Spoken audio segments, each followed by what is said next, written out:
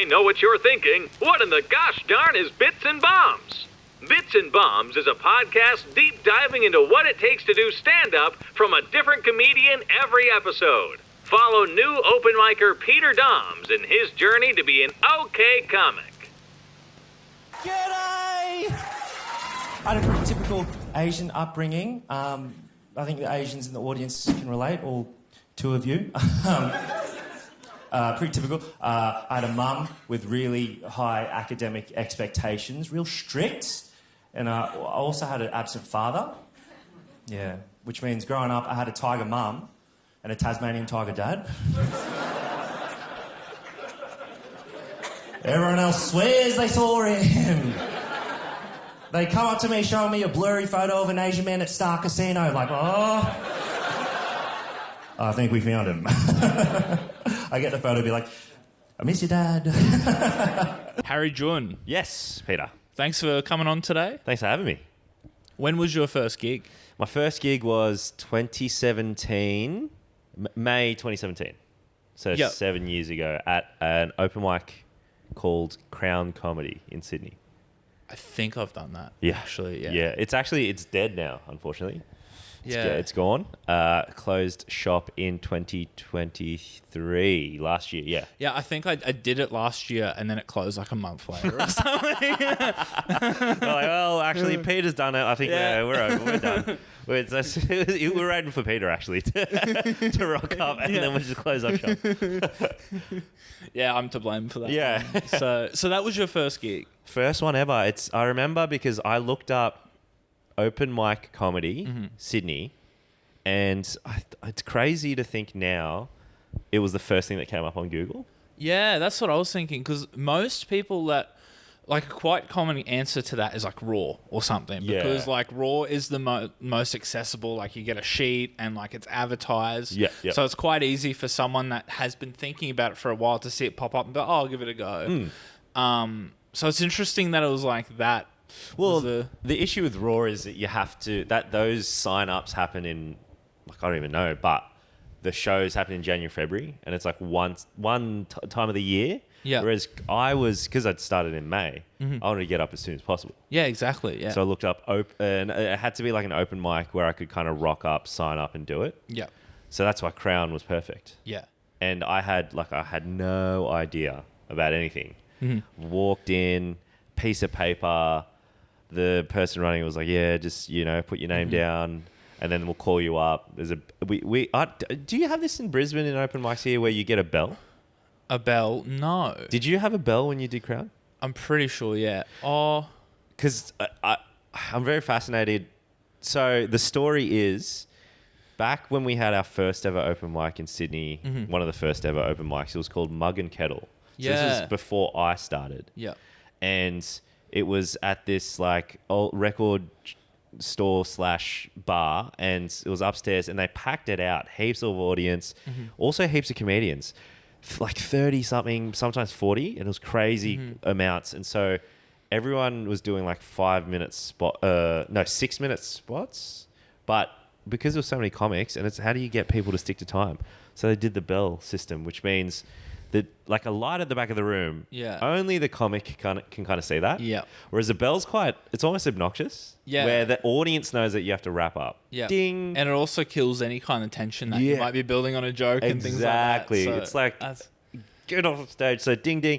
And I Yeah. remember as well, I don't know if it was Dan Muggleton or Sam or whoever made the idea to reduce the set times. Yeah. So it went from like 7 minutes or whatever down to 6, down to 5 to like 4 to 5 Yeah. minute sets. Because that, if you think about it, if you had 30 comics, you shave 1 minute off every comic. That's Yeah. 30 minutes. Yeah, Because they'll be exactly. ending the show heaps late, I heard. yeah. But the bell thing, that's not a Brisbane.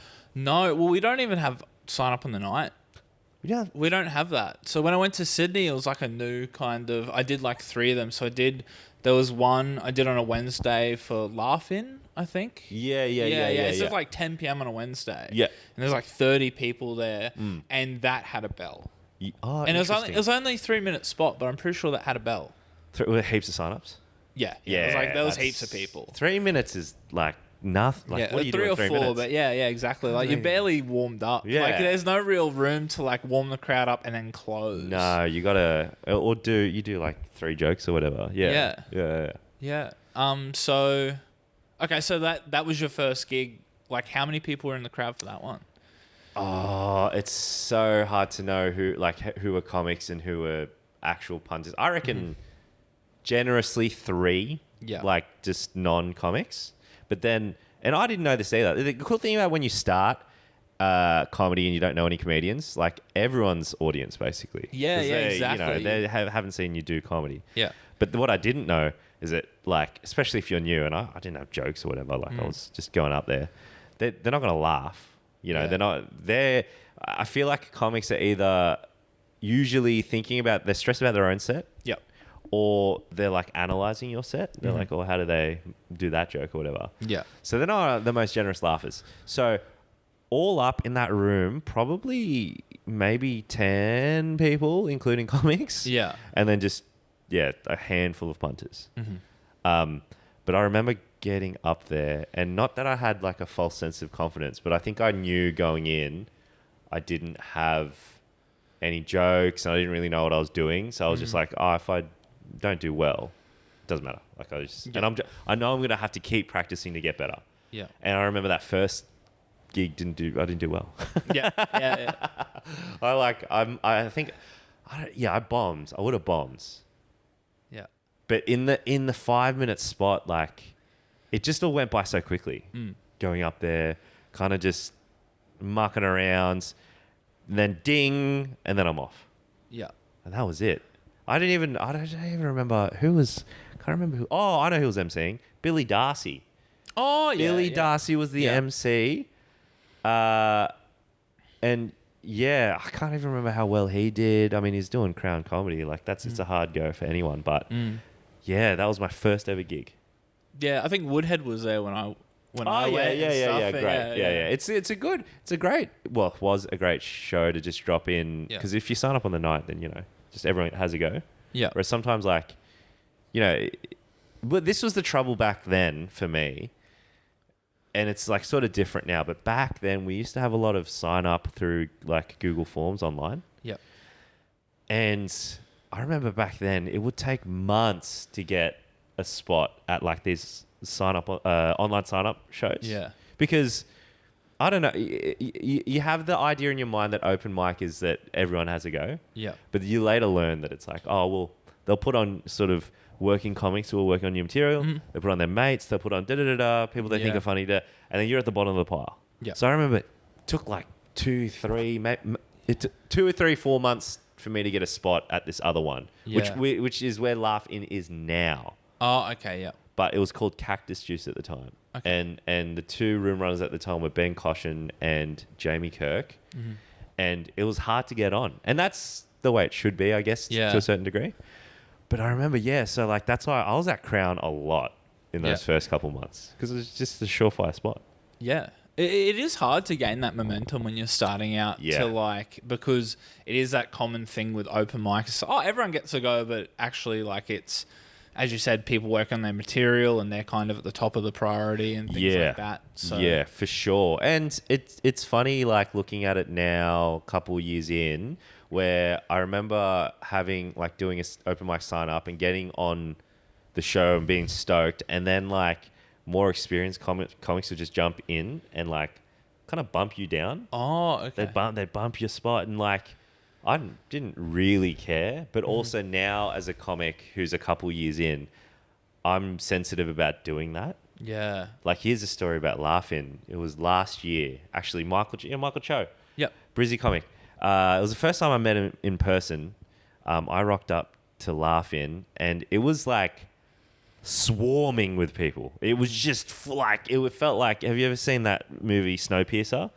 No, actually. It was like a bunch of people like crammed in a train, they're all that narrow like hallway, and everyone's like, a lot of people like peeping their head around the door. Like, who's on? Like, can I get on?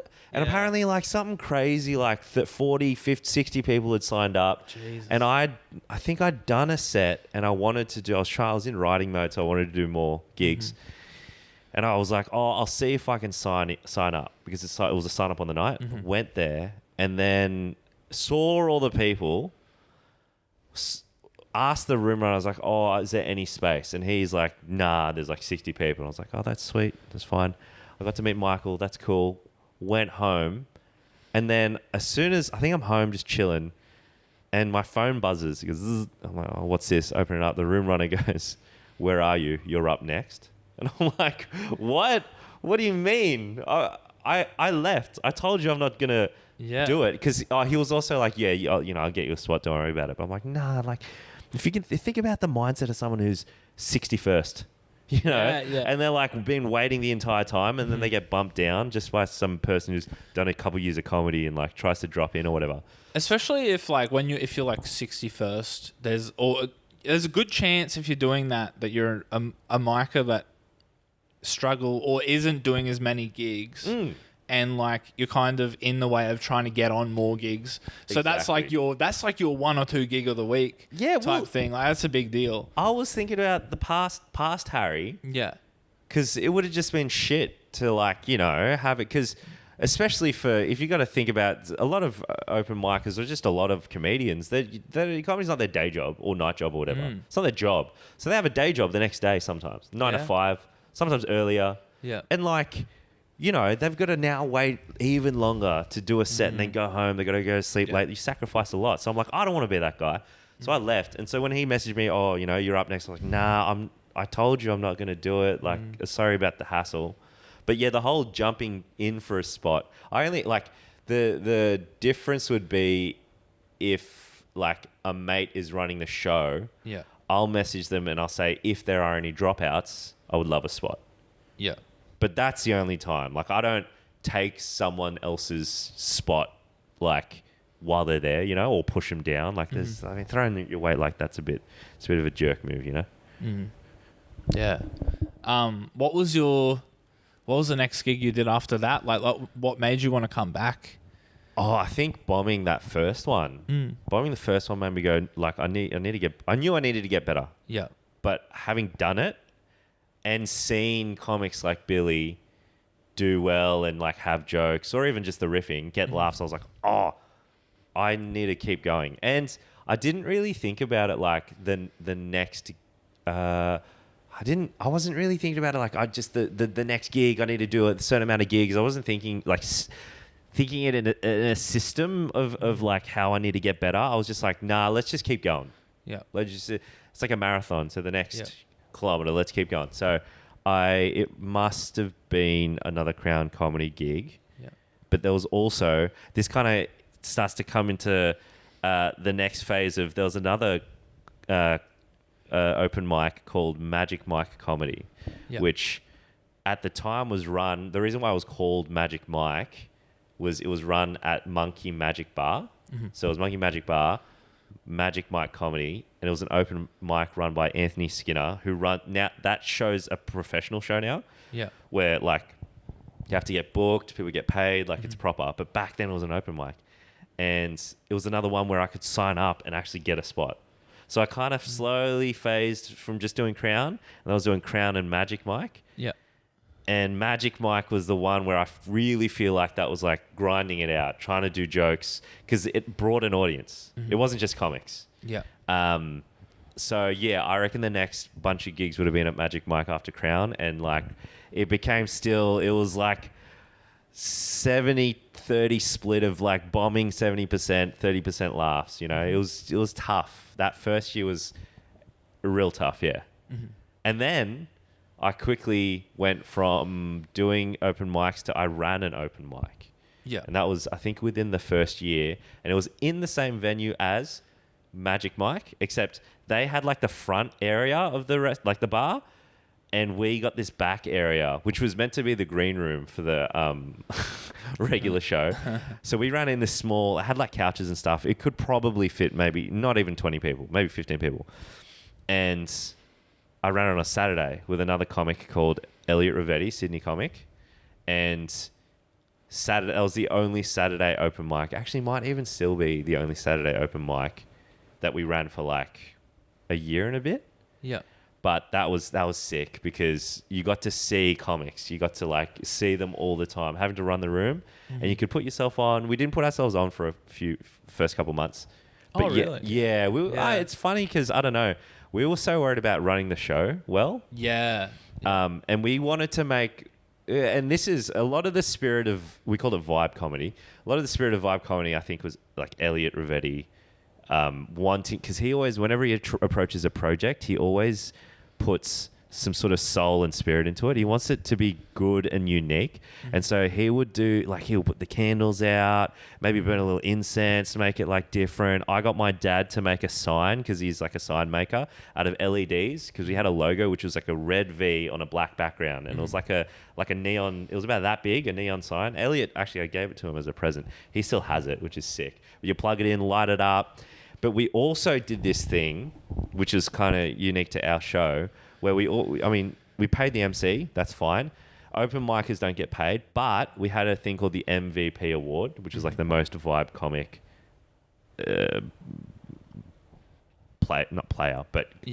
person who Elliot and I voted, who we thought did the best on the night. Yeah. And we'd have a little envelope that we put like $20 in or whatever. And I had a stamp, a red V stamp that I put on it. And then after the show, we go up to the comic and be like, hey, don't tell anyone, but Ellie and I have a thing called the MVP, and we think you won the MVP. Cool. Yeah. And it was fun. It was like this thing of like a lot of comics, maybe their first or second year in, like they hadn't had a paid gig yet. Yeah. But we like gave them the paid gig. And interestingly, Fatty Kassab, incredible comedian, kind of started around the same time, a bit after me, but he's killing it right now. He's like opened for Jim Jeffries. He's open for like all these acts. He's such a brilliant comedian. But he tells me this, we were technically his first like paid.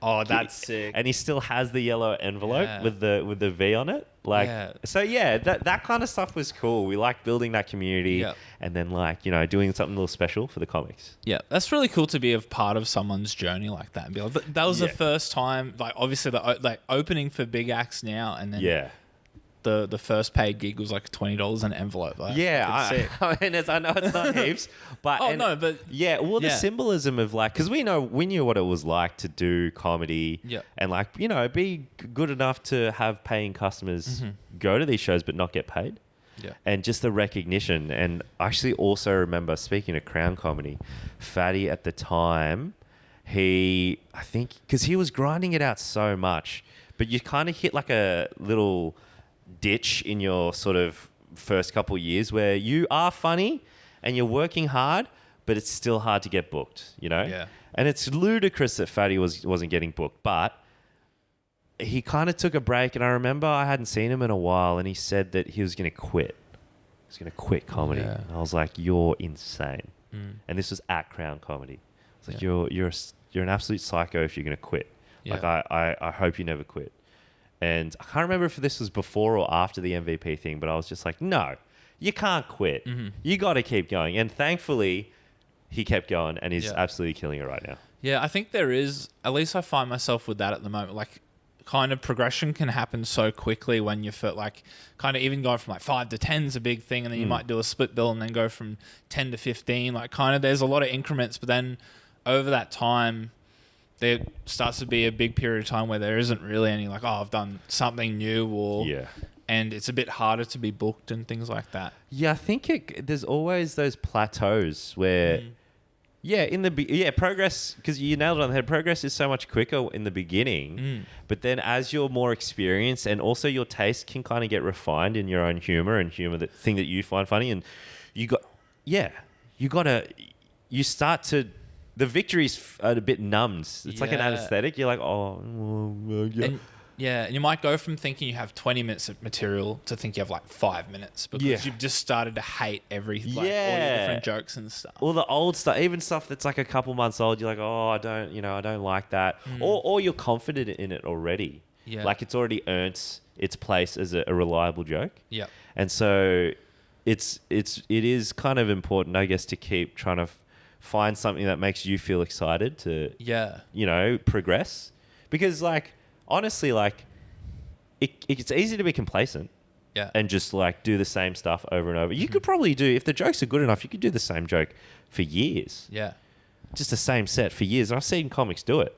But as long as you are trying to be excited about some new stuff, then you'll always kind of keep pushing it. And then like the other thing is like, if you're only gigging in your own state, sometimes it's good. It doesn't matter how many years you've done it. Yeah. It's good to just leave. Yeah. And go to another state. I know it's expensive, but save up for it. And then you do that. And then that's like another way to progress. If you feel like you're stagnating, Yeah. you just go to another place. You're like, oh, these comics in this state are very different. That's how I felt like going to Sydney last year. And just, even though like I was only pretty much doing like open mics and stuff, Doesn't it still matter. like was a great, like, we don't have the sign up on the night gig. So I was like, oh, this is a cool new experience. See? There's 30 fucking people here. This is insane. Yes. It's 10 p.m. on a Wednesday. Like, what are we doing? Exactly. Like you have to, change it up a bit. And then like it makes it way more fun. And I feel like that is always good to remind yourself, especially like I'm caught in the rhythm right now of like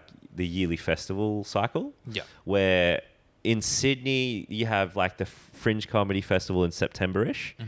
And sorry, I should start with in May you've got Sydney Comedy Festival where you do your hour. And then right after May you've done with that, and it kind of quietens down for festivals in Australia, comedy festivals. And so between May and then September where the Fringe Festival happens, you're kind of building your new hour. And then in September at the Fringe Comedy Festival in Sydney, you can trial your new hour for the next year. Yeah. And so your year is kind of like punctuated by these like different points of like, I need to have this much done by this time and this. And so I did that for the past 2 years where I was in that same rhythm. And so for this year, I was like, because I'm taking it to Melbourne, doing the full month in Melbourne and then Sydney. I was like, I want to change it up because I felt like, not that I was stagnating, but I wanted to do something different. And so this year it's like a bit of a concept show where it's cartoons and stand-up comedy. Yeah. And I realized in myself, like, it's good to kind of alternate. Like, I see comics do that sometimes. They'll do like a concept show one year and then the next year pure stand-up. So that's the kind of the goal. Like next year after this hour's done, I want to do like just full stand-up, like just full stand-up again and then come back and forth. Or I don't know, or maybe I'll do cartoons and shit. But it's good to change it up. Especially like give a bit of a shock because like it gets grim, man. It gets grim. Yeah. You do the same stuff over and over and you're doing the same gigs. You get booked for more time, but it's still at the same place. You're like, oh. Not that it's easy. Like it's not that you're winning them with all your good material and shit. It's just like it just feels the same. So it's good to like switch it up. Yeah, I feel like saying anything 1,000 or hundreds of times you're gonna get bored with. Yeah. So Yeah, it'd be the same with material. Yeah, for sure. And you also get to a point, obviously, where you've said it so much you become kind of like robotic or not as excited. Yes. And that the crowd can kind of pick up on, like, I don't know, like some jokes I used to have that I'd close with don't even really do that well anymore. Where they used to do great. And I think it's just because I'm just bored with it now. It's like the not to bring up Fight Club on a podcast, but like there's the quote where it's like, because he's not sleeping, he feels so like disconnected from himself that it's a photocopy of a photocopy of a photocopy. Yeah. That's like the joke is where all the words are right, all the rhythm's right. Yeah. Maybe the delivery is the same, but the spirit of it is like. Yeah. And who was I talking to the other night here in Brizzy? We were talking about that's why sometimes a new joke can do so much better, even though it's unrefined, because your excitement and energy gets it across the line because you're trying to prove it's funny. And so you're like, ah. But yeah, something reliable, like, oh, fucking whatever.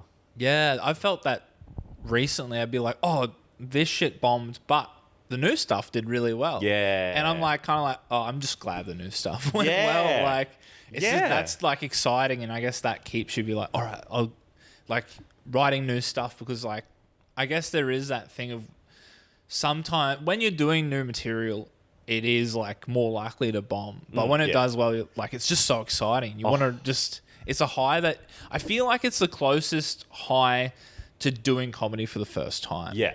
Like, Yeah, because you're so vulnerable and insecure. Yeah. And you're like, you want it to work.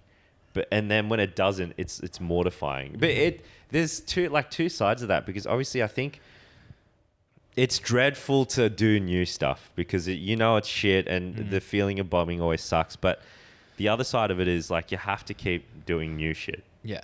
You have to keep making new shit. Mm-hmm. And so like I think trying to remind yourself, like you said, like doing new stuff is exciting and like remembering what it's like to be like a fresh comic. That's you got to keep chasing the positives of it. Yeah. We focus on the negatives too much. I've wussed out of doing new stuff before. We've all done it. Yeah. I've wussed out, but like you have to just.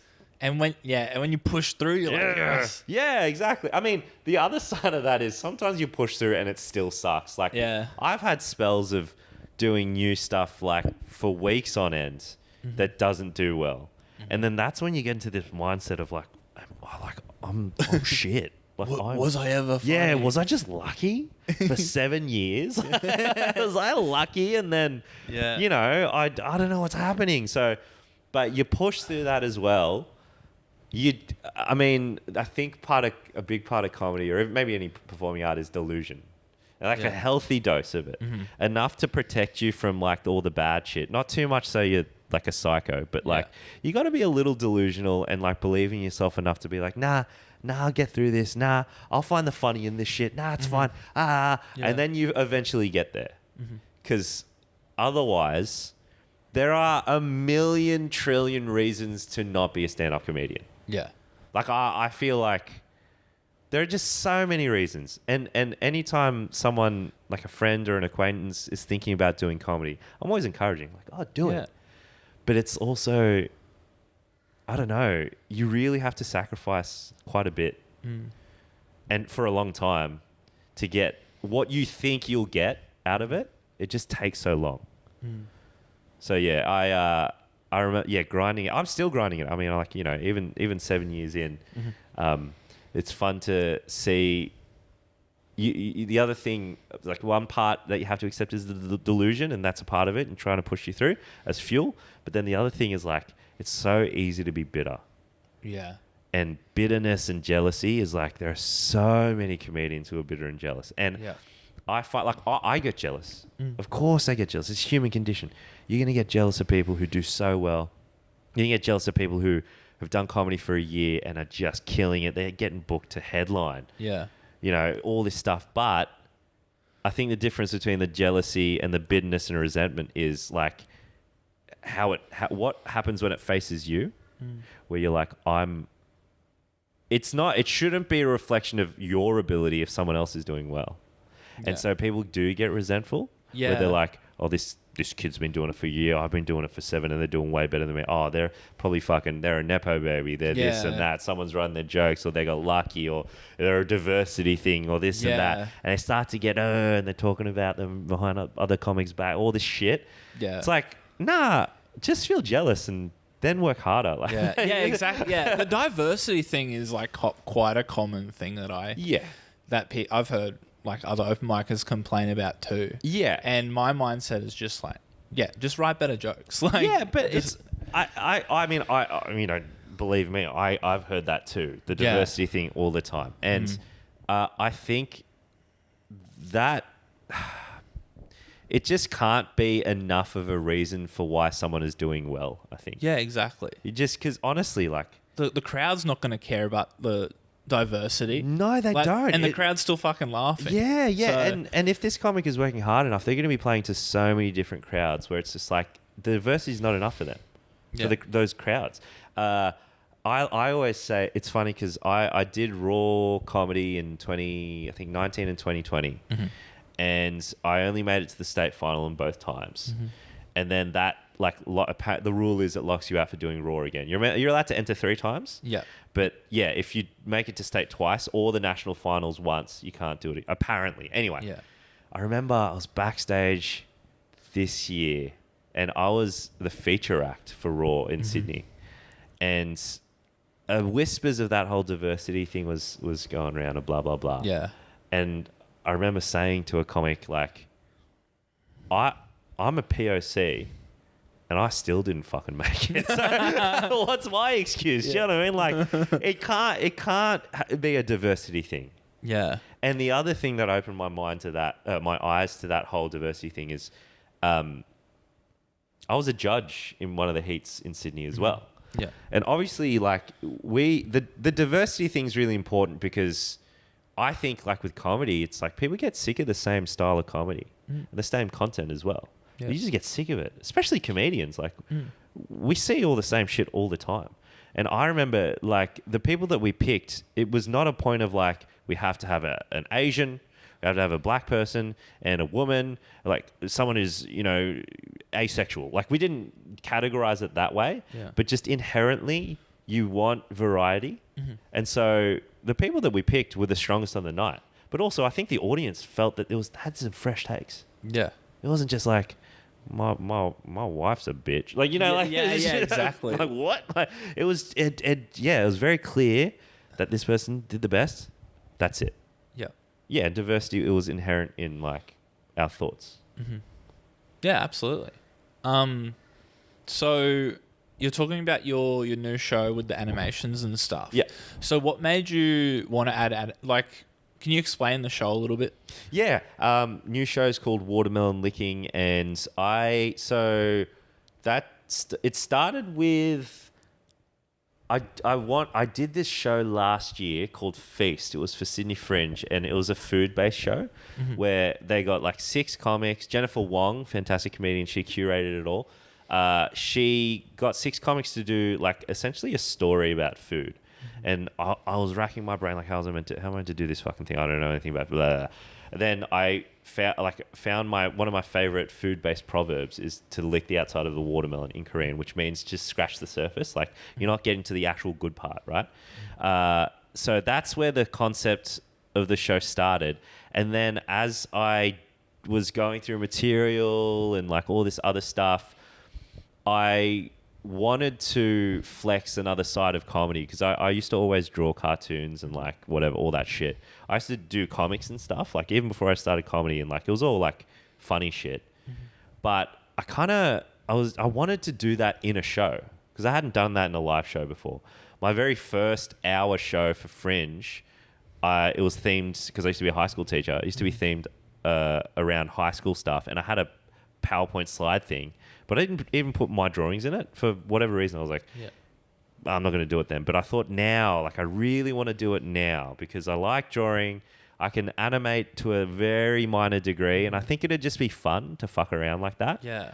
And so I popped that in, and I did a trial show here in Brizzy, and that was the first time I'd shown those cartoons to anybody. Oh, wow. First time ever. So I was obviously very nervous, but I was like... It's that thing we're talking about, the unknown, the anxiety of the unknown and the excitement. I was like, I want to do that and see what that's like and see if the audience like it. So yeah, that was the big motivation.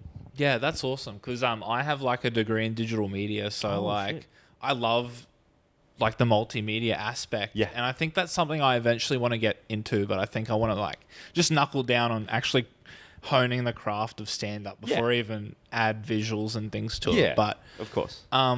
What do you use for the animations? So, like what programs and stuff? So I draw them on an iPad, and then I export those transparent PNGs into Premiere, and then I essentially animate it like on Premiere, where it's kind of like back in the Flash cartoons days, you could like tween. Move things around. So I just kind of frame by frame, like pick different spots to move. Just like keyframing. And, Pretty much keyframing. And sometimes I'll actually draw frames, but they're like, it'll be like if a cartoon's waving, I'm not going to do every frame like that. I'll do the first and maybe the last frame. And then I like alternate to the two. So then it looks like it's moving. Cool. So it's a very, very cheat way to animate.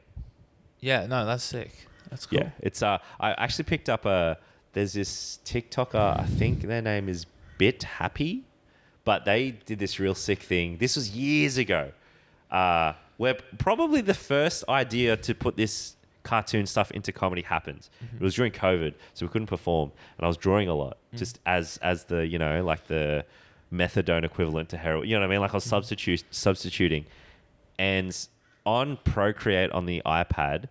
After you draw an image, when you pick the tool to like move the image, like I can't remember, select tool, you can pick it up and move it with your Apple Pencil.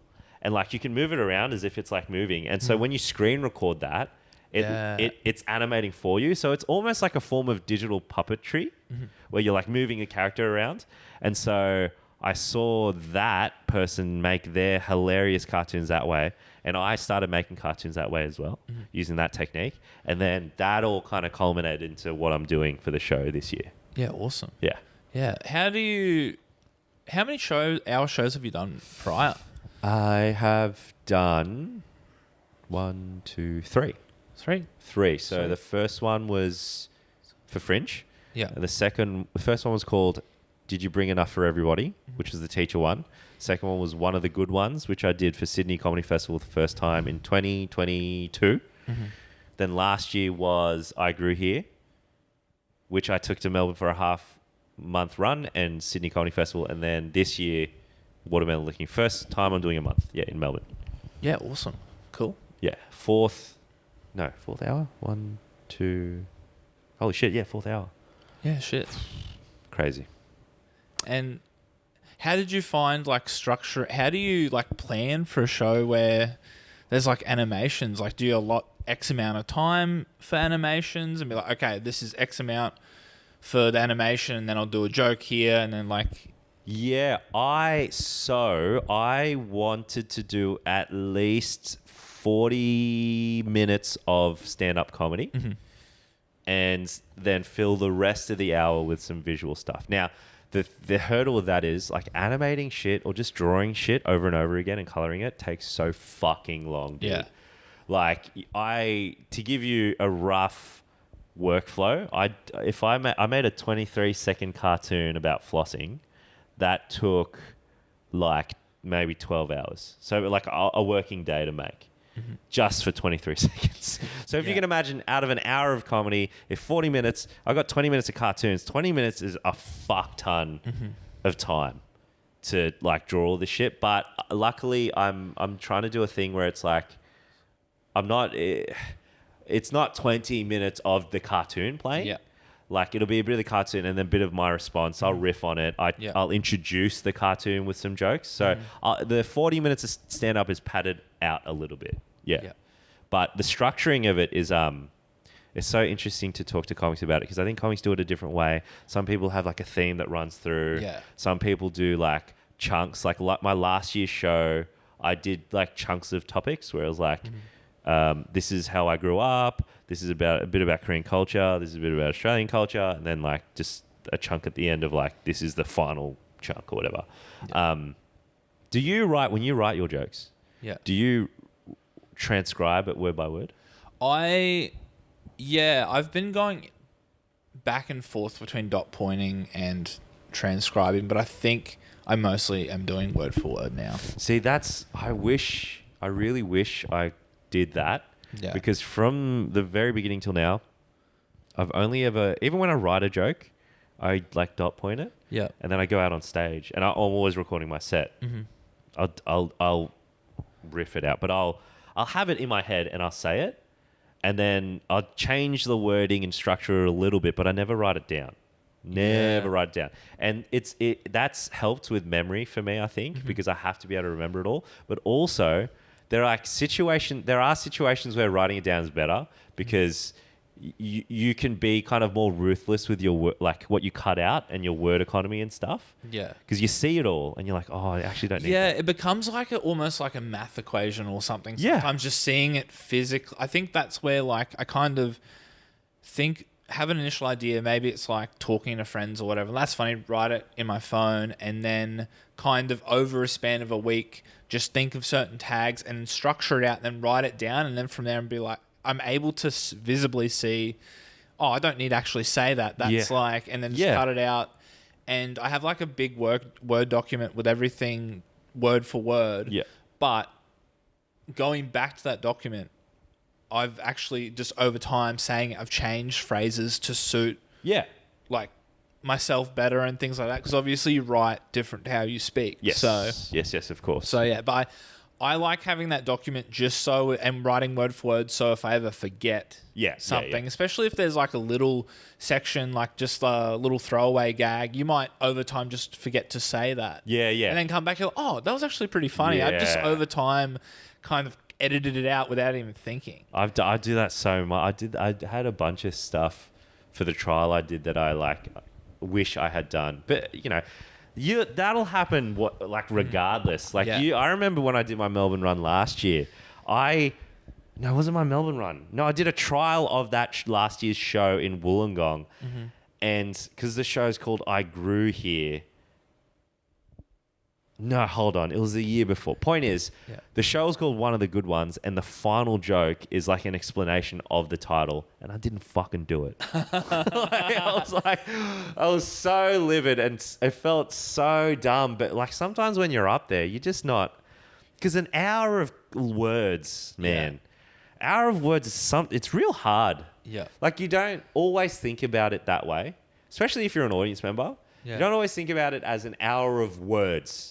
Yeah. Someone speaking to you without a transcript for an hour. Yeah. And then doing that same hour over and over. It's a slog. Yeah. And I mean, I know some comics like, I remember there was a comic, I won't say who, but we were sharing a room for one of the festivals. And generally, like for your trial shows and stuff, you can have your notes out, like no one really cares. Yeah. But for like a festival, like Melbourne Comedy Festival, Sydney Comedy Festival, you don't want to see notes up there. Yeah. Because then it seems unpolished. But I remember this comic who shall not be named had on the curtain on the right side of the stage had like their bits in like big things of paper. Yeah. Like written out. Uh-huh. Oh, like fully the jokes written out. like well, at least like the notes for the jokes, you know. Yeah. And so like, you know, when the comic's standing there, they could kind of glance over and they could see and come back. Yeah. And so they had notes on stage. Yeah.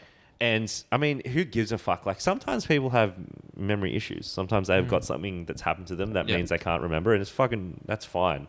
But I do know that like, for whatever reason, having notes if it's frowned upon.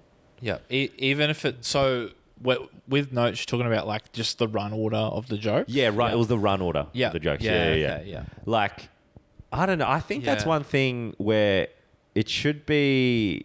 I don't give a fuck if I see a comic with notes. Yeah. I think it can detract from your audience if you're like, you got a book and you're looking at it and you're disconnecting from the show. Yeah. But having like a set list or whatever, like musicians have set lists and shit. Like even though maybe their set is, I don't know, 10 songs, you can memorize 10 song names. Yeah. But also like, who gives a fuck? If it's a sick show and they got something there, it doesn't matter. Yeah. But yeah, I don't know. There is also the other side of it where memorizing an hour, because you know, I've done it. We all do it. We all kind of have to do it. That's like an achievement where you're like, I did my hour show. Andrew Hamilton did his trial show here in Brizzy. And I think he had a notebook on stage. I didn't really notice him glancing at it or whatever, but he did like full hour, nonstop, start to finish, clean, you know? And that's like, you know, that's cool. Yeah. Yeah. You did it, you know? But I don't know, have notes on stage. Who gives a fuck? Yeah, I still struggle with because I did my first like 25 recently. Oh, congratulations. Thank you. Yeah, for like a split bill. I did it for Adelaide Fringe. Nice. Oh, you're in Adelaide? Yeah. Oh, we got to talk about this. But I still struggle to remember like the order. So I did have like just like a run order on the table next to me kind of thing. There was the last show I think I fucked up because I was getting it. The crowd wasn't super into it. Okay. And I got a little bit nervous. So I was kind of like, so what have we got next? And I looked at my. Oh, you said it. Yeah, I said it. And after saying it, I was like in the moment, I was like, why'd you fucking say that? No, I think that's kind of funny. I'd laugh as an audience member.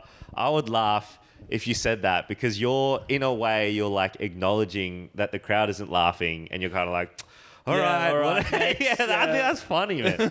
That's funny. I reckon that's good. Yeah. Yeah. I mean, 25 minutes, that can be that's hard as well. It also depends on your style of comedy. Like, I think narrative comedians could probably structure it like, the story, right? You've got your orientation, complication, resolution. Your style of comedy, does it lend itself towards structuring it like that, or?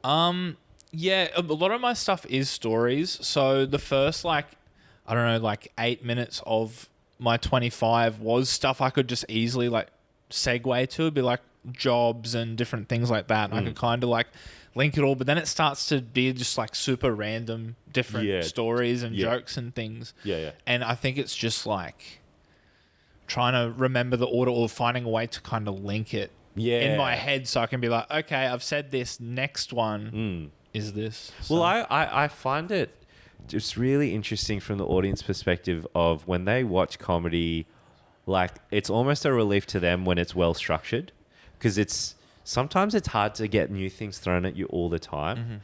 But I saw an old friend of mine. Actually, he's a Brisbane native. He doesn't do comedy anymore.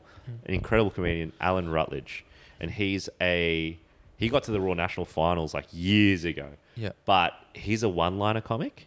Yeah. And he did an hour, and it was 60 jokes. Yeah, I was gonna say that'd be easy 50 to 60 jokes. And if you're thinking I'm stressed about my hour, he has to remember all these jokes. And the thing that's sick about him is all his jokes are random. They're all different. Yeah. But I did also wonder I fucking love that show. I bought he did this funny thing where he released it on DVD.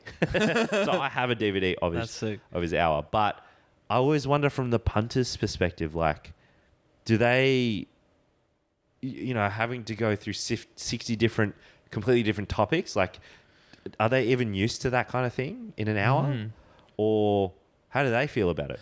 Yeah. So for me personally, I'll watch a Jimmy Carr special, full of one-liners. I find it kind of exhausting. Yeah, because it's bam, bam, bam. I think for me, I feel more engaged where there is a through line or kind of longer stories. I feel I don't know, some type of mental exhaustion for that, just that real Bam, bam, bam, bam. Bam, bam, bam, bam. Yeah. He's 60 jokes in a row. Yeah, and I mean, obviously Jimmy Carr's doing really well. Yeah, yeah. There's people that can pay attention. Yeah, for that sure. are watching it. Yeah, for sure. But that interests me, and it's also when it comes to doing an hour, I don't know. I feel I wonder where this whole hour of comedy thing even fucking came from. yeah. I think comics like Carlin and Seinfeld and all that prior. They did an hour of comedy, but why an hour? Because I've seen some specials that are 40 minutes, and you're or 45, and then you're this is perfect. Yeah. This is all killer, and you just leave on a high, and this is amazing. Aaron Chen, he put up a special on YouTube, and I think it's 45 minutes. Yep. It's not even an hour. And it is perfect because you're oh, I want more. Yeah, I saw that show. It was great. Yeah. Did you see it at when he did it live? Yeah, yeah. Oh. And he does a funny thing in that recording where he comes out wearing this loud camo. Oh, I didn't see the special. I just saw the okay. I saw the show when he was doing the run. Yeah, doing the run. Yeah. Well, in the special, it's fucking hilarious because he in the recorded version, he comes out walking out with a really loud camo shirt, one piece suit thing, and then he'll do a chunk of jokes, and then it cuts to a new angle, and he's wearing a completely different jumpsuit. Yeah, and I think he filmed it 3 or 4 times because it's 3 or 4 different outfits. So it's almost him making fun of the whole thing. Because the technique a lot of comedians will do for these specials they put on Netflix and stuff is you film a handful of shows or whatever, wear the same outfit, and then you cut between the best takes of each joke. And he's just making fun of it. He's making it so obvious. I love that. Yeah, he's these are different shows. Yeah. But he's still ripped in all of them. That's sick. It's so funny. Yeah, I love when people like Sam Campbell. Yeah. His is just a sniper watching the show, and every now and again it cuts to the sniper just nodding. Yeah. Or whatever. So funny. And it's just through a scope the whole time. Oh, the camera person is a sniper. Yeah. Those guys are awesome. Yeah. Yeah, but the whole hour. So 25 minutes in Adelaide. How do you feel? Okay, before going to Adelaide and doing Fringe, how did you feel? I've been at that point where I'm struggling to get a few gigs. So I was so stressed going up to Adelaide because I was I don't know if I'm ready. Really? I didn't think I had like enough material. Okay. And so I kind of scraped through my books and found some ideas of stuff I just never said on stage for some reason. And we did a trial show here in Brisbane, and so I was able to. That really relieved me because like the stuff that I was doing from the notebooks did really well. And I was like, See? why did I ever doubt? Like, why did I ever like? Well, it's the new joke. It's the same thing. It's the anxiety. Yeah. And so it's stuff I wrote like 2 years ago. And I just banked it. I was like, whatever. Yeah. And then I was like kind of scraping. And then I did 25 minutes like on the mark. And I was like, sick. I have enough material. Great. And being able to do 25 minutes for the first time, I felt myself being the most comfortable I've ever been on stage. Because like the first 5 minutes, there's a lot of like, and that's a lot of spots I get is 5 minutes. Yeah. There's a lot of trying to win the crowd over where once you like ease into like, I found the first 5 minutes was kind of like, oh fuck, we're only up to here. And then by the end of it, I was like, oh, it's done already. Yeah. Like you kind of, I feel like at a 10-minute to 15-minute mark, you get to a point where you kind of just ease into it and you're just comfortable with being on stage. And there's no urgency. Yeah. There's no like, them getting the light. Oh, have I done this? You know, you can kind of sit in it, spread your wings a bit, kind of like, all right, this is. You get comfortable. Yeah. Yeah. So I definitely like feel it's going to be interesting going back to 5 minutes now that I've done like 20. I did more like 20 minutes in Adelaide just because I kind of was like, okay, I kind of don't like that joke, so I'd cut that. Oh, so you're editing, yeah. So, but I definitely like now am craving like to do more. Yeah. Like time, and I think by doing that, trying to sign up for more fringes and you gotta and festivals and things like that. So. It's so fun to. I always tell comics to go after these opportunities. Some comics are, and it's fair, like I get it, but some comics are a bit afraid of like that they're not ready or they're like showing too early. Because I'll encourage comics to do fringe no matter what, even if you're in your first month. Okay, maybe not month of comedy, but first like year or 2 years. Yeah. Do a split. Yeah. Do it. You can do a split with 4 comics, each of you doing like, I don't know, 15 minutes or whatever. Yeah. Or less. Sorry, not even 15, maybe 12 minutes. Yeah. You 4 or 5 comics. Do that. Just have a go of it because it gives you a good lesson of like, how do you market a show? How do you like come up with enough material? What's it going to be like performing to a lot of people that you might not know? And like all these lessons, if you can start that early, it's really good. Yeah. And like I've heard the argument from these comics who I encourage to do this. They're worried that they'll burn an audience. They go, like if I do a fringe show, a split bill 30 minutes, then how am I going to get the same audience back in May? It's like, first of all, if it's your first ever fringe and it's all family and friends, they're going to come to the next one. Yeah. They're your family and friends. Yeah. And if it's not, and they're strangers, but you're going to get another group of strangers coming. Like, I don't think you should ever worry about that. Especially like, because I didn't know like Promotix was a thing. Yeah. Where you could send out free tickets. So that's how we got people to our show. Like, awesome. Like we sold tickets, but also like it helps to give out tickets. Well, it and helps things like heaps. that. Yeah. Especially in the first couple shows, you get, because, I use Promotix in Melbourne. I didn't know about it. I was a bit late in the game. But I remember one time I gave out like 11 tickets and it was like 16 people in the crowd. So only 5 had paid. And this was in one of the first nights in the first week. And then, but that was when that show actually popped. I think 10 to 16 people was how many I needed for the show to pop. After that, the sales just went up. Yeah, sick. Because like, people on Promotix can give like reviews on Promotix. Yeah.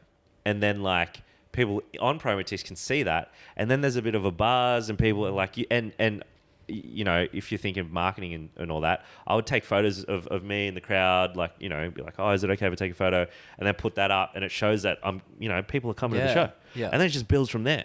Yeah. And so pulling a crowd, like if you're afraid that you're going to burn a crowd, it's like, I don't know if you're cut out for, like, that's comedy. I feel like by that same mentality, like, do you think you're going to burn a crowd by doing open mics or any stage time as well? Like, no, it's, I don't know. That's an interesting burning a crowd. But people don't also like remember a whole 30 minutes or hour of comedy for how good do you think these people's memories are? Like, Yeah. like, and by the time you do your actual show from the trial, it'll be different. It'll be a different thing. And so I don't know. Like I'm speaking from the position. It's different if you're starting out, obviously, but I always think that like trying to sell tickets is always going to be a challenge. It's always going to be a challenge. So don't let that be the thing that stops you. Yeah. Just like if you're always focusing on having a fun show, and then you do have to practice the show. Yeah. So just do the fucking trial, Yeah. do the fringe, do all that shit. And then you're using it for you to get better anyway. And then you build this thing that's real fucking cool that people will want to come to. That's how you get tickets. So that's what brings people in. Yeah. So yeah, it's a hard game. Yeah, I found it really funny in Adelaide. I was doing like the flyering and shit outside of Yeah. like That's the hustle. garden and things Yeah. like that. And it's just like kind of something very funny in all these people walking past and like whatever. And then just seeing like fucking people from TV, like comedians from the TV walking to their show. Yeah. And being like, oh, fuck, like this is like super like grassroots kind Yeah. of stuff. But it's kind of like, it's also encouraging because everyone has started at that kind of point too. So Yeah. You all have to start there. It's like it's humbling for sure. Yeah. But yeah, you gotta eat humble pie. You just gotta grit your teeth and bear it. Keep pushing through. Yeah. So you, speaking of like hours and specials, you released a special. Yeah. Like what, a few weeks ago? Like super recently. Pretty recent. What is it now? It's like I did it in January, so a couple months ago. Yeah. Yep. On YouTube for free. That was with a colleague I met at ABC called Dan Crowd. He was my senior producer there, and the camera operator Karina, and an editor I met. So it was like a lot of ABC stuff where I was like, I'll pay you for this comedy thing, and I want to do it like this. And so they came to Sydney Comedy Festival last year in May, and they filmed the show, filmed both nights. And then I also spliced in interviews with my dad because I wanted that to be a part of it, because the show's about growing up and like my family and that. And it's such a learning. It's this other thing completely to film something, to put it together, to edit a special is like, oh my god, it's so challenging. Yeah. Because you got to fucking watch yourself Yeah. and really go through it all. And like, because we filmed two different versions of it, well, not versions, but 2 nights. You got to watch it twice, and then I have to go through and pick which chunks from each show I want, and then structuring it all as well. Yeah. And then fucking, because I fucked up. The first night I changed the structure in the first night. Yeah. I had a chunk go earlier where it should have been later. Oh.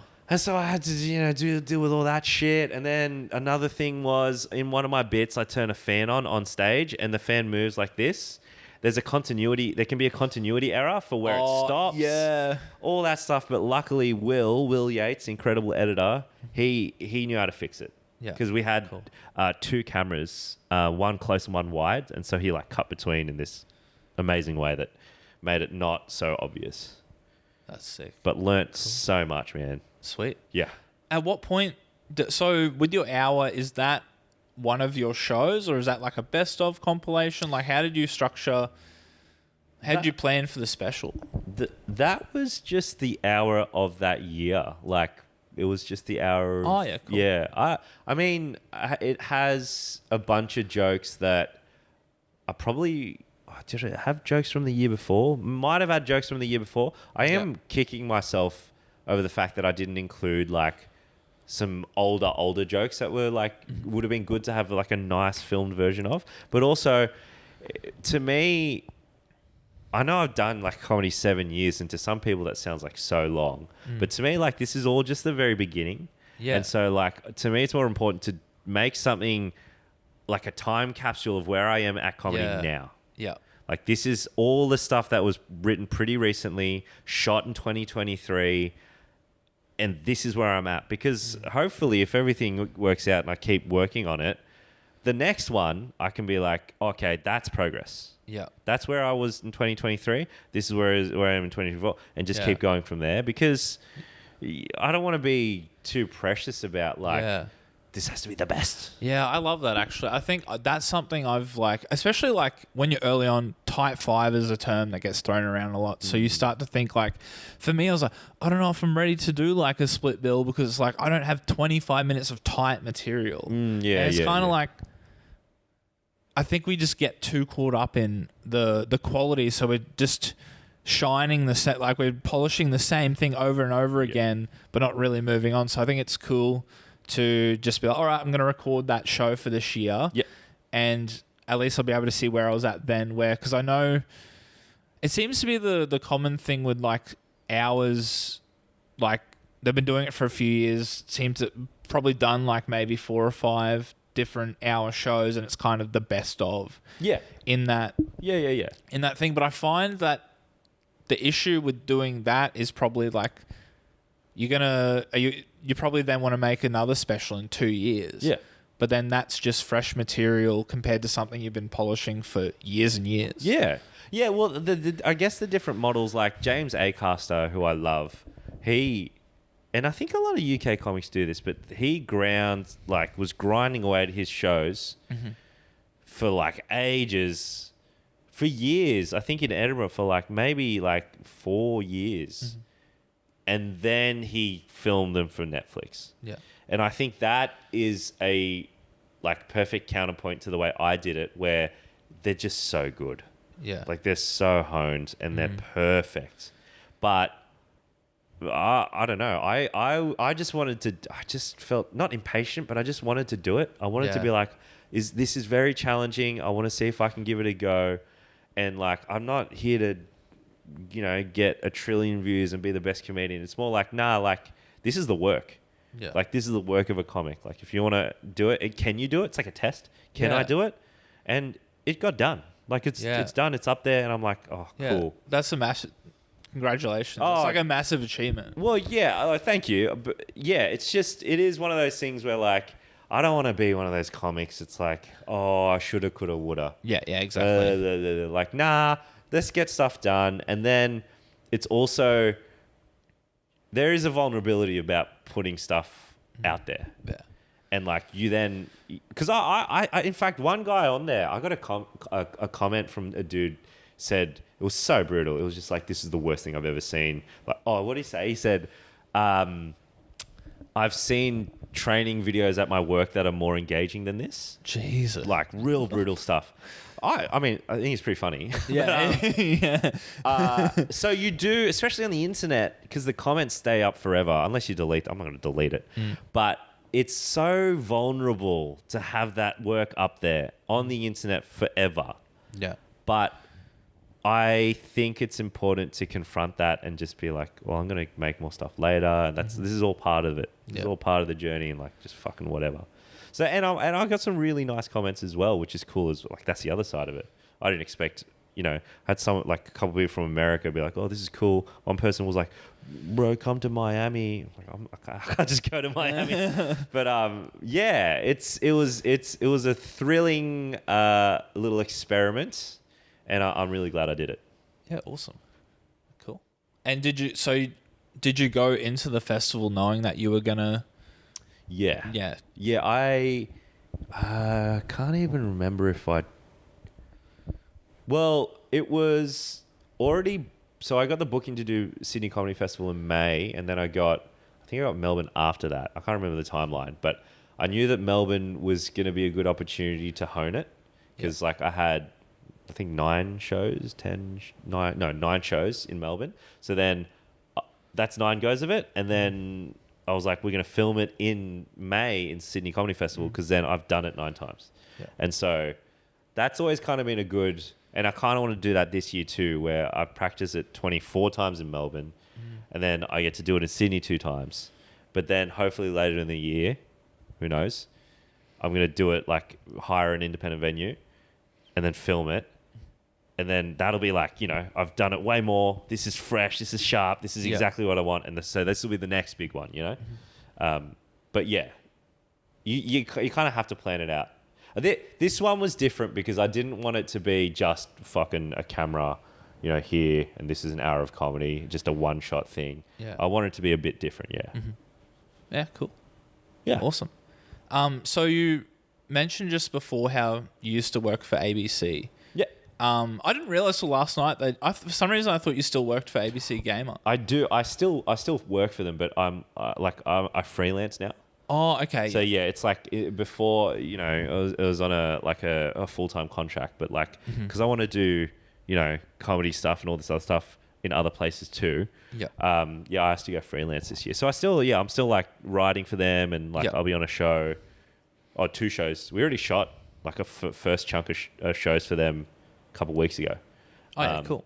So I'm still working sweet. for Gamer, but yeah, it's just like it's freelance mode. Yeah, cool. Yeah. So how did you get into the ABC side of things and like the ABC Gamer? That was literally a job application. Like they advertised on like ABC Careers. My partner's friend flicked over the application. Like the partner's friend sent it to her, and he was like, "Do you reckon Harry will be interested in this? It's it's comedy and gaming." And so she sent it to me, and I was like, "Oh fuck yeah, let's give this a go." And so I applied, and did the audition. It's fucking hard to get in. It was a really hard process. You had to do like an online written application that then like asked like how would you approach this? How would you do this? What do you like? Blah blah blah. And then I had to do a Zoom audition. So like they gave me a script and they asked me to introduce the show as if I was on it to the camera. Yeah. And so after I finished that phase, so that was the second phase I passed, I had to do a screen test where I actually go in and as if I'm filming the show. So they give me a script. They gave me like a script that I had to memorize, one that I had to riff out, and then one that I will be given on the day. And I had to do all 3. And I remember, oh my God, I went in and I was like, this is so hard. And I remember, because it was the first time I'd done anything on camera. It was so stressful because you say, you're like, hey, I'm Harry and welcome. Hey guys, welcome to. And then the director will get cut. Don't say guys. I was like, oh, fuck. Oh no, it was kids. I kept saying kids. Hey kids. I was like, don't belittle the audience. And so like I remember like doing 9 million takes of this first intro and just sweating. Different phrases. Yeah, just sweating, like getting things right. And I remember after that screen test, I stood up, I walked out, and the production coordinator, she turned to me and she goes, how'd you feel? And I said, it was very nice to know you. And then I left because I didn't think I'd get a call back. And then a couple of weeks later, I'd heard nothing, but a couple of weeks later, they were like, you got the job. And so I was like fucking stoked.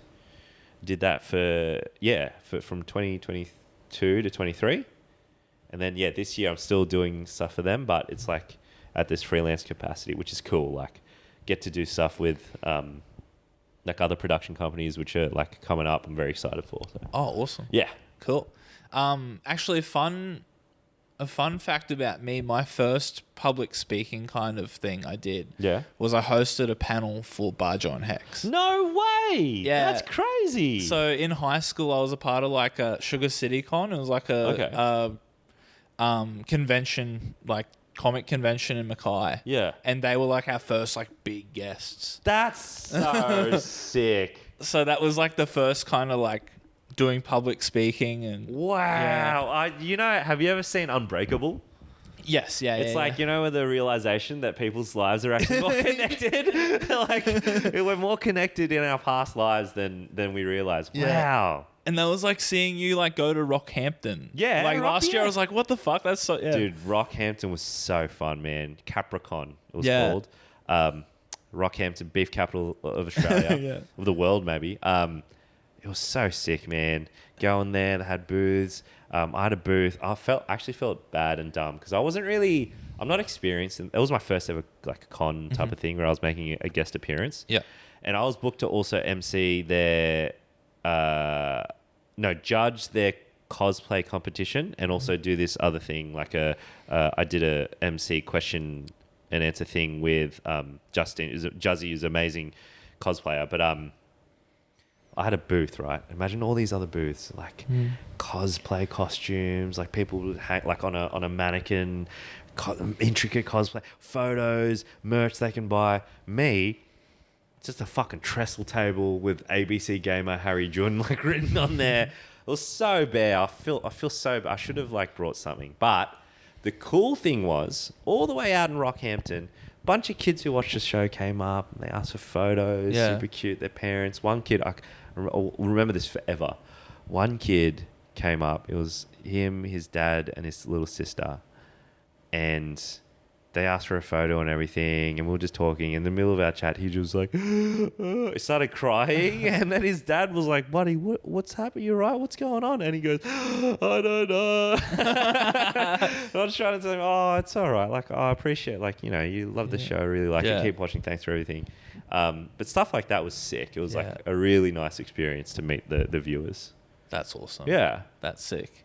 That's funny too, because that past lives thing, our convention was the very first regional Queensland one, and then the next year 2 popped up. Then every other city were like, oh, because there was like Townsville and stuff. They were making petitions for like Supernova and Oz Comic Con to come for years. Oh wow! And no one did anything. So we were like, oh, can't we just do it ourselves? Yeah, that's better. And then other people were like, they did it themselves. So everyone would be like, we're the biggest in Queensland. Yeah, and I was like, motherfuckers, we were first. First should be before biggest. Though. First, yeah. You gotta pay respect.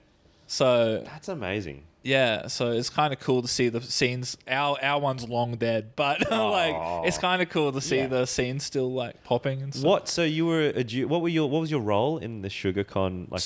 I started my first year. I was like the social media side, and then I like went to like guest coordination. Okay. Oh, so that's where you met Baju and. I just met them. Because I was on like the committee. I was kind of like able to like pick kind of the cool job. So the first year in 2014, I was like, can I do the panel? And they let me do it. Oh, wow. And then I did the panel again for them 2 years later. Amazing. So yeah, but my main role in like the committee was like reaching out to like agents and things like that. So, shout out to Barjo and Hex. Yeah, shout out to them. They're, Hex is doing back pocket stuff, and Barjo's got his own stuff. Everyone, if you're still fans, obviously go watch them and support them. I was on Back Pocket a couple times, and that's always fun. Like just sitting around talking about video games and shit, fucking around playing games and stuff, like party games. So it's great. Yeah, sick. Yeah, cool. So I guess like starting to wrap things up. What's your worst bomb? My worst bomb, October 5th, 2019, Coolangatta Hotel in the Gold Coast. Ooh. Yeah, I remember it. 8 p.m. It was Cameron Duggan, another Brizzy native, fantastic comedian, hosting.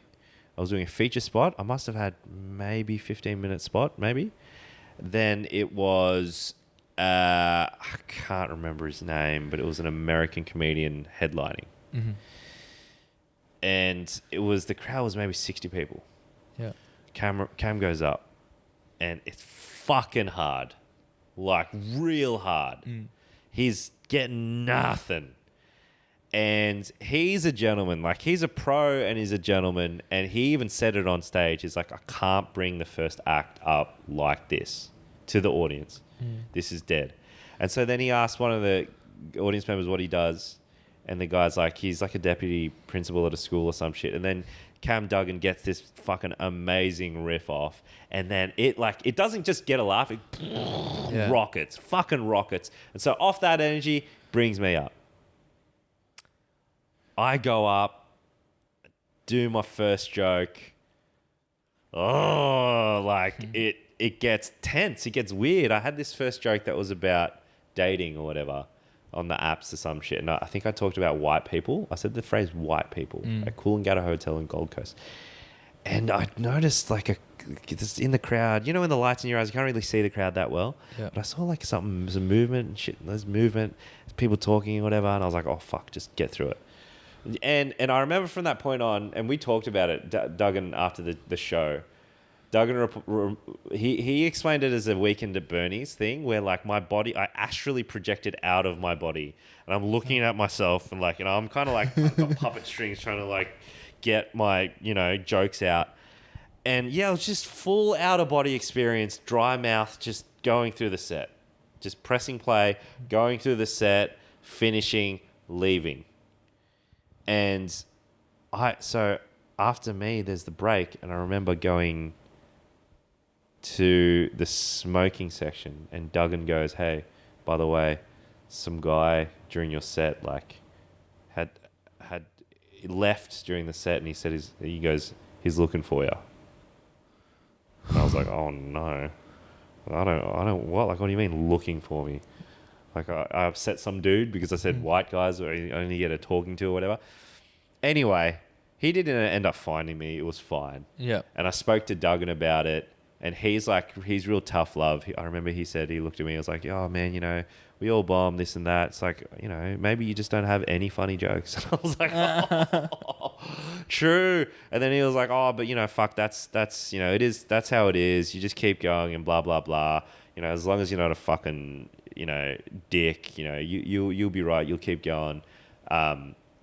And then he made a funny, you know, he's being humble. He goes, "But you don't want to listen to advice from me. What am I going to do? Take you all the way to the middle?" I was like, "Oh, that's very funny." But I appreciated it. But yeah, that was a horrendous bomb. Like, I feel like maybe I've bombed harder than that. Maybe. But that one was just really clear in my mind where I felt the hostility of the audience. Yeah, especially the comment made after is like the verification of, it's not in my head. Yeah, like when people don't like your stuff, they'll just be happy to not like it, and then that's the end of it. Yeah. And they don't even want to talk to you. Like, they just don't want any part of it. They want to delete you from their memory. Yeah, like the situations where the audience member will come up to like a comedian you're talking to and be like, "You were funny." Yeah. And then like, "You were the best," or whatever. And kind of look at you and then just leave. Exactly. But this, just like active tension and hostility. The other thing was like, I hadn't come across that before. And it was also a thing of like, because I was doing a run of gigs in Gold Coast, all the rest of them were fucking so good. They were amazing. And so I don't know if, I didn't have like an arrogance or a confidence, but it was just like, I wasn't prepared. Yeah. I thought I'd at least get a couple of laughs. Yeah. And just fucking nothing. And the other thing was, it's not nothing for 5 to 7 minutes. It's not nothing for 10 minutes. 15 to 20 of nothing. Yeah. I was like, oh. And yeah, I remember being like kind of so angry at myself and all that material. I was like, nah, fuck that material. I need to write some new shit. And the good thing is I did. Yeah. I was like, wrote some new shit, and then life went on. But it hurt so bad. Yeah, that's brutal. Yeah. A paying crowd, I think, as well. But you know what? Whatever. Happens. Yeah, happens. Yeah, sweet. So, well, thanks for coming on today. Thanks for having me. And where can people find you? I usually use Instagram. I'm on TikTok as well. But yeah, my username is _Harry Jun, JUN_. Because fucking some other Harry Jun. The OG one. Yeah, you're not going to throw any numbers in there? No numbers, nah. Just, I mean, luckily, I think if people just put in Harry Jun in Instagram, I'm the first one that comes up. But hell yeah, hey, follow all of them. Follow all the Harry Juns. Just to be sure. Yeah, why not? Sweet. Cheers. Cheers. Thanks, Peter.